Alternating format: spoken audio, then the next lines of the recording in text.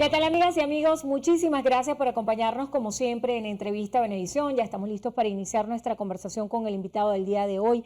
Él es Jorge Roy, expresidente de Fedecámaras. Gracias por estar con nosotros en Entrevista Venevisión. Muchas gracias a ti, Andrina, por este espacio.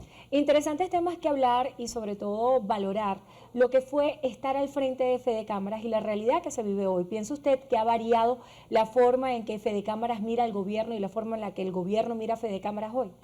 Sí, afortunadamente sí, ha variado mucho. La verdad, tenemos que recordar mi época, 2013 al 2015, plenos anuncios de una guerra económica que lamentablemente para el gobierno jamás existió, pero había que buscar sobre todo culpables en los empresarios.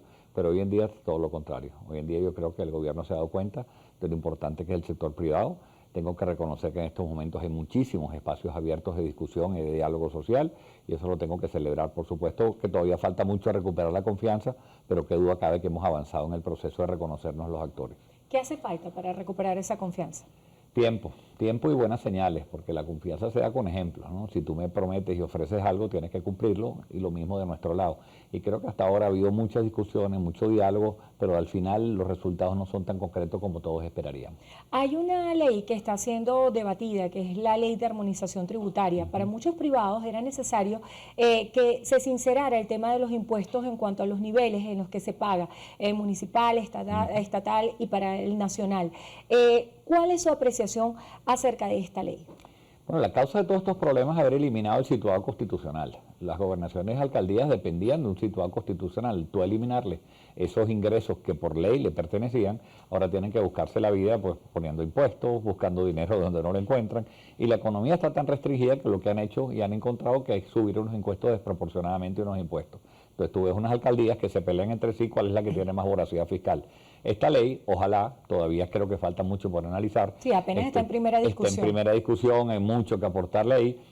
Lo que pretende es poner un tope en que las alcaldías, bueno, no se sigan volviendo tan locas como están, que creen que todo lo van a lograr con producto de sus impuestos. Entonces, ojalá, vemos con buenos ojos que se trate de armonizar la sincronicidad de todas las alcaldías en el mismo pago de impuestos para que no tenga sorpresas de un estado a otro. Las variaciones que sufrió el dólar la semana pasada y todo lo que sucedió en torno a ese incremento ha generado dudas acerca de cuál debería ser la política cambiaria del Estado, a su juicio, comprendiendo la realidad y la dinámica de la economía nacional desde el punto de vista empresarial. ¿Cómo debería manejarse este tema? Es un tema complejo porque yo tengo que reconocer que el gobierno debería manejando bien el tema inflacionario. Nadie puede dudar que la inflación ha reducido. En Trina teníamos 1 millón, estaremos todavía, no somos en Finlandia, pero tenemos una inflación mucho más aceptable que la que teníamos. Y el gobierno ha venido haciendo un programa de estabilización económica a los trancazos. Las mismas leyes siguen, y eso todavía son una espada de Damocles, siguen las leyes de control de precios, la ley de ilícitos cambiarios, pero han cerrado un poco los ojos y dejan que la economía avance. Y eso ha permitido que al transar en dólares la gente viva un poco mejor.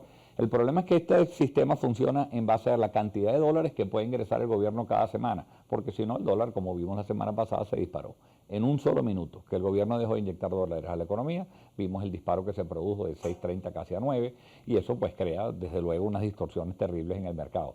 Afortunadamente no es tanto como en otras épocas porque la gente ya está ganando de alguna manera algunos ingresos en dólares, pero de todas maneras un salto de 6 a 9 es una devaluación terrible que de alguna manera ayudó al gobierno a pagar algunos salarios, ¿no?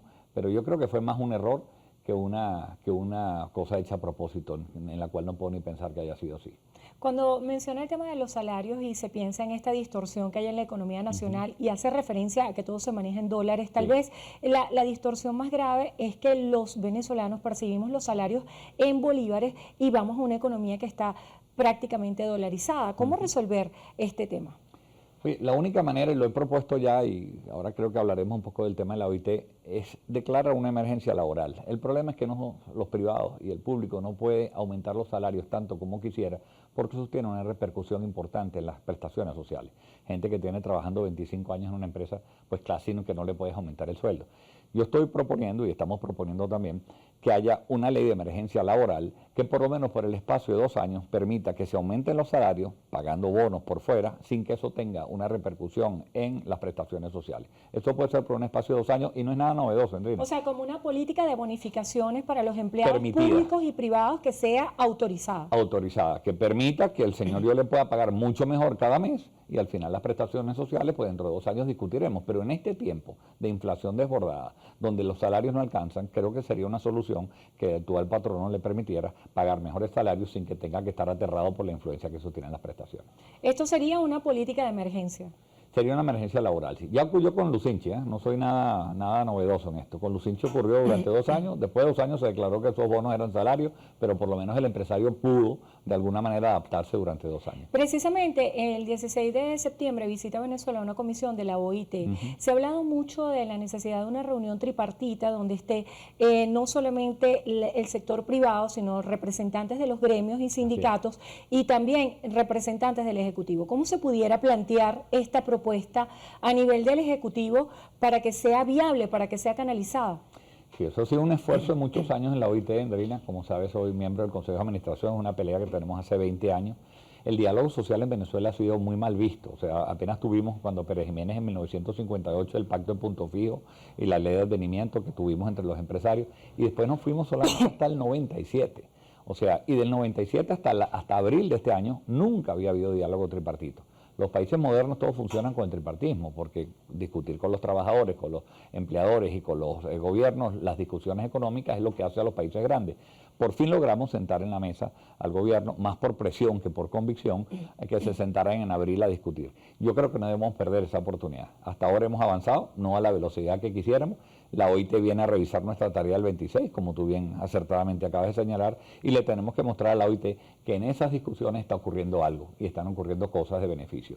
Así que bueno, tenemos una tarea pendiente para cuando llegue la OIT, ya informaremos en su momento. Roy, ¿cómo separar el tema de los gremios y de los sindicatos? ¿Cómo hacer que la representación de los empleados no sea politizada?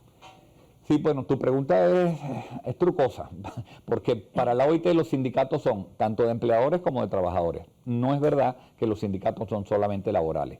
Lo que sí tú tienes que distinguir claramente que los sindicatos más representativos de un país tienen que al mismo tiempo ser independientes. No pueden mezclarse en situaciones políticas. Yo no creo en un sindicato que además de ser representativo, yo tengo que decirle que el movimiento bolivariano de trabajadores es representativo, pero no es independiente.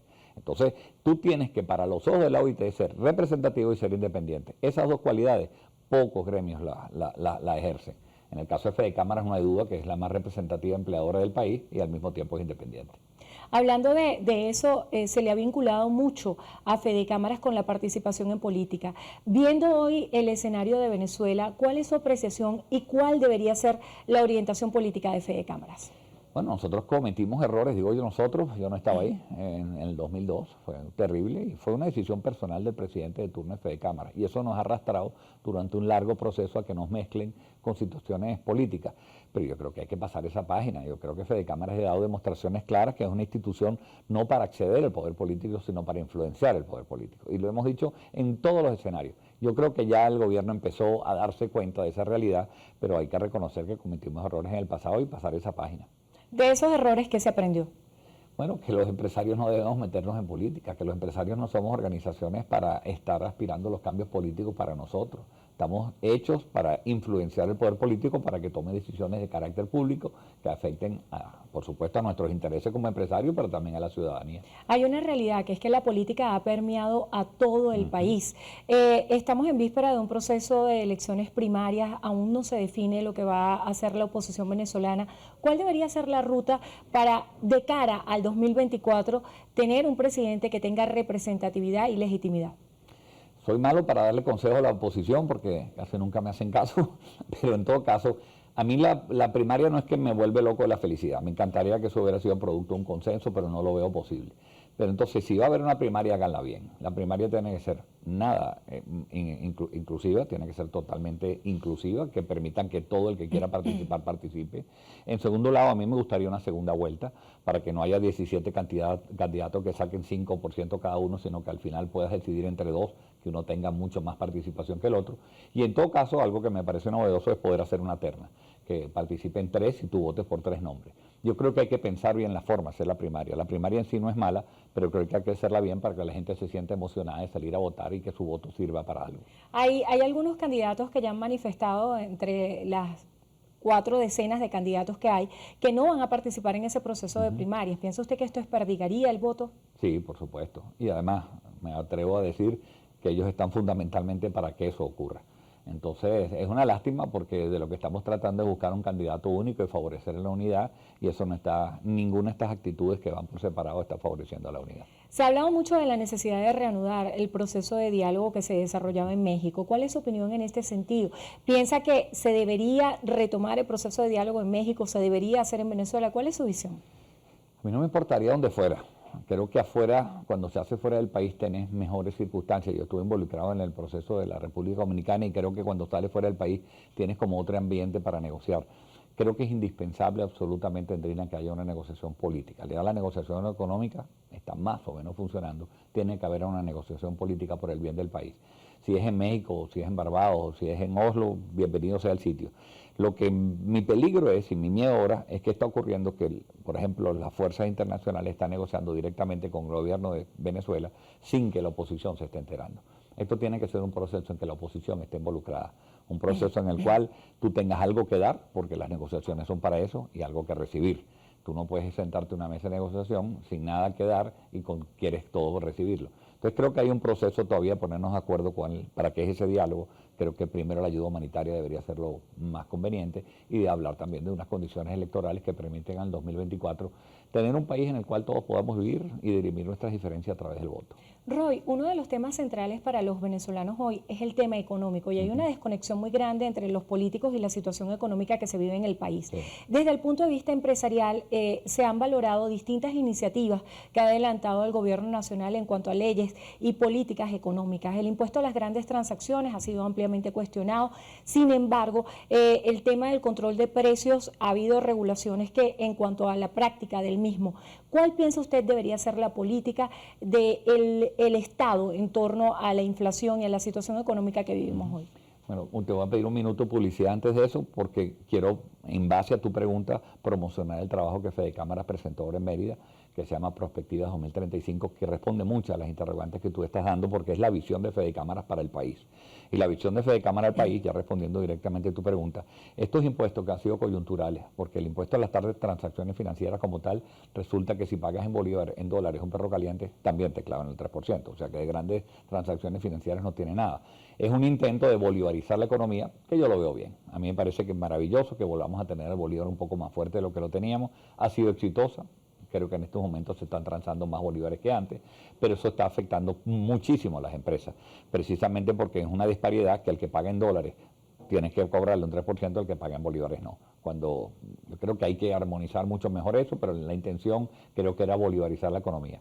En cuanto a los otros impuestos que están habiendo, son unas cargas para fiscales que afectan muchísimo. Estamos hablando ahora que a lo mejor se abren las fronteras de Colombia y de Brasil, Andrina. Eso es un peligro terrible para los venezolanos si seguimos con las cargas fiscales que tenemos, pero porque estamos en total desventaja con otros países. O sea, es una desventaja competitiva los productos venezolanos frente a los de estas naciones. Claro, porque los nuestros tienen que pagar que ese impuesto de las drogas, ese impuesto de las transacciones financieras, que el IVA, y ninguno de estos países, productos que van a entrar por la frontera, tienen una protección de ese sentido. Entonces, pones a competir a nuestros industriales contra unos productos que van a entrar por la frontera que no tienen ninguna de esas cargas para fiscales. Entonces hay que tener mucha atención, hay que tener una política pública acertada para que cuando eventualmente se abran las fronteras eso sea exitoso para todos. ¿Usted aspira a ser candidato a la presidencia de Venezuela? No, le tengo mucho temor al poder. He visto lo que el poder hace en muchísimos amigos míos que hoy están en puestos poderosos, y la verdad es que en este momento yo creo que mi época y el hambre que tenía un poco de esa participación en el poder ha pasado. Estoy en otras trincheras tratando de ayudar al país. Gracias por estar con nosotros en Entrevista a Venevisión. Jorge Roy, expresidente de Fedecámaras. Gracias a ustedes también por habernos acompañado. Hacemos una breve pausa y al regreso más de Noticiero Venevisión. Quédense allí que ya venimos.